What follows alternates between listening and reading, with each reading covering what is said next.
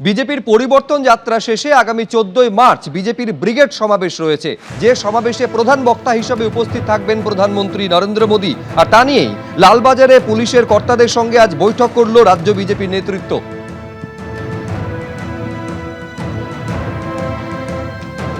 14 তারিখ ব্রিগেডে জনসভা প্রধানমন্ত্রী নরেন্দ্র মোদীর, আর সেই উপলক্ষে এদিন লালবাজারে একটি বৈঠকও হয় বিজেপি নেতৃত্বের সঙ্গে পুলিশ কর্তাদের।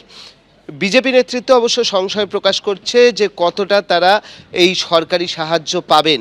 রাষ্ট্রপতির এই ঘটনার পরে তারা এ বিষয়ে একটা আশঙ্কা প্রকাশ করছেন যে কতটা তারা সাহায্য পাবেন।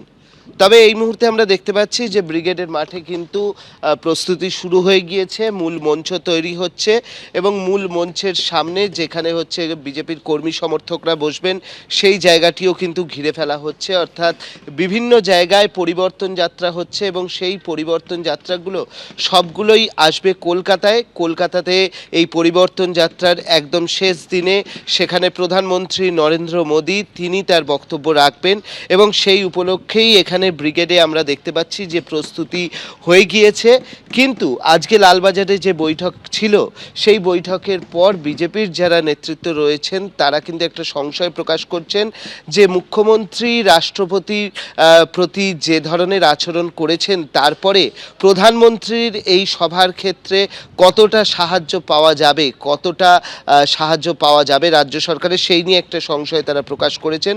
তবে এই সংশয়ের মাঝখানে, এই চাপানুতরের মাঝখানে আমরা দেখতে পাচ্ছি যে ব্রিগেডের মাঠে কিন্তু এই পরিবর্তন যাত্রার শেষে প্রধানমন্ত্রী এসে যে বক্তব্য রাখবেন তার কিন্তু প্রস্তুতি শুরু হয়ে গিয়েছে।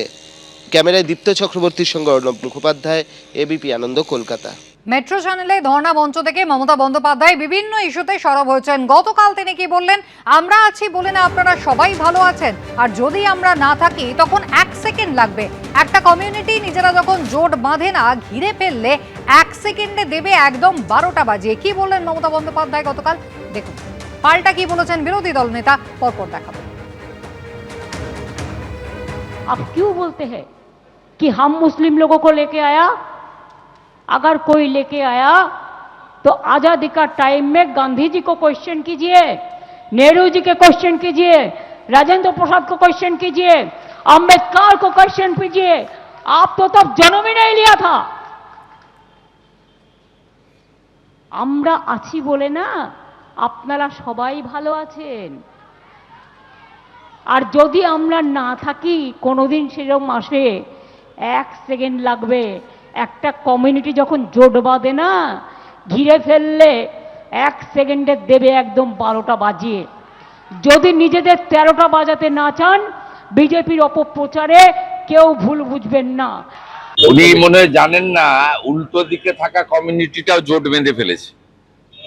আমি যে ওনাকে হারিয়েছি নন্দীগ্রামে, উনি যে কমিউনিটিটাকে ইঙ্গিত করছেন তো খুলেই বলি মুসলিমদের কথা বলছেন। সেই মুসলিম কমিউনিটি এখন হুমায়ুন কবিরের পিছনে জোট বেঁধেছে বাবরি মসজিদের জন্য, মুসলমান মুখ্যমন্ত্রী করার জন্য। আর অনেক আগে উনি যাদেরকে বলছেন আপনারা বাড়ি থেকে বেরোতে পারবেন না, দেখে নেবে ইত্যাদি, সেই কমিউনিটিও অনেকটাই জোট বেঁধেছে গাঁগঞ্জে। এবারে বাকি কলকাতায় আছে, কলকাতার হিন্দুরাও এবারে জোট বেঁধে ভোট দেবে। এই ধরনের সাম্প্রদায়িক উস্কানিমূলক কথাবার্তা এই মুখ্যমন্ত্রীর মুখেই সাজে, কারণ তিনি সব সময় এই কার্ড খেলেই নির্বাচনে জিতেছেন। 2021-এ সিএ কে এনআরসি বলে মুসলমান খেপিয়ে জিতেছেন। 2024 সালেও একইভাবে কট্টর সাম্প্রদায়িক কার্ড খেলে জিতেছেন। বন্দ্যোপাধ্যায় ধর্ণা মঞ্চ থেকে সরাসরি অভিযোগ করেছেন যে একটি রাজনৈতিক দলের কর্মসূচির মধ্যে এভাবে লুকোচুরি করে ঢুকে পড়া উচিত নয় এবং হাতে নাতে ধরে এদেরকে পুলিশের হাতে তুলে দিতে হবে। একই সঙ্গে মন্ত্রী শশী পাঁজাকে এদের বিরুদ্ধে এফআইআর করার নির্দেশও দেন মমতা বন্দ্যোপাধ্যায়। পাল্টা বিজেপির পক্ষ থেকে বিজেপি রাজ্যসভা প্রার্থী রাহুল সিনহা কি বলছেন দেখুন। বিজেপি কোনো লিফলেট বিলি করছে না ওদের ওখানে গিয়ে, এটা ওরাই করিয়ে প্রচার করছে। কিন্তু যদি করলেও বাকি, গণতান্ত্রিক অধিকার তো যে কোনো জায়গায় প্রচার করা। অতএব আমরা করিনি, এটা একদম স্পষ্ট, ওরা প্রমাণও করতে পারবে না। অতএব পরিষ্কার আমরা বলতে চাই, বিজেপির কোনো শখ নেই তৃণমূলের আন্দোলনে গিয়ে ব্রিগেড চলোর প্রচার করতে। কারণ আমরা আপনাদের মাধ্যমে বলেই দিচ্ছি, তোদের আমরা ডাকছিও না, তোরা আসবিও না, তোদের দরকারও নেই। কারণ বিজেপির জন্য বাংলার মানুষই যথেষ্ট। যেখানে মানুষ আমাদের সঙ্গে আছে, এই চোর চিটিংবাজ ডাকাত পার্টিকে সঙ্গে নেব কেন? এবিপি আনন্দ, এগিয়ে থাকে, এগিয়ে রাখে।